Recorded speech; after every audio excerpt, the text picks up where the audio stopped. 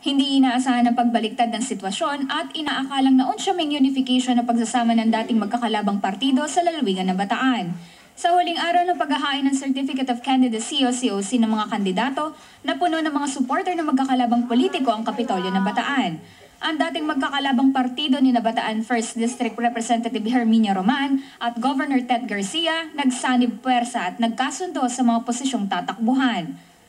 Sabay nag-file ng COCs ang mag-amang sina incumbent 2nd District Congressman Abit Garcia na tatakbong gobernador ng Bataan at Bataan Governor Ted Garcia na tatakbo naman bilang kongresista sa ikalawang distrito sa ilalim ng National Unity Party o NUP.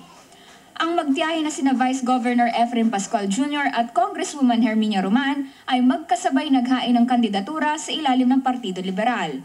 Dahil sa kasunduan na nagkaisang mga politiko, makakalaban ni Governor Garcia sa karera sa Kongreso si dating Bataan Governor Ding Roman, artistang si Juan Migbondok at Reynan Calderon ng Makabayan Bataan at isang research specialist ng Bataan Peninsula State University o BPSU.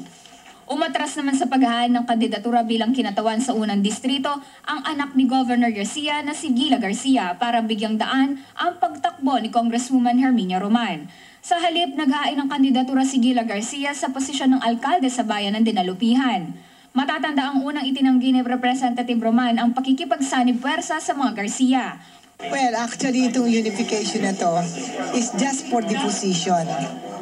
But ang kanilang mga paninindigan remains with them and ang aking paninindigan remains with me. Unang nag-file itong si Reynan Calderon ng Makabayan Bataan at Research Specialist ng Bataan Peninsula State University o BPSU bilang kandidato sa pagkakinatawan ng ikalawang distrito ng Bataan. Kasama si Mike Sigaral, ako po si Marvin Malyari, Alerto Alisto sa Pagbabalita.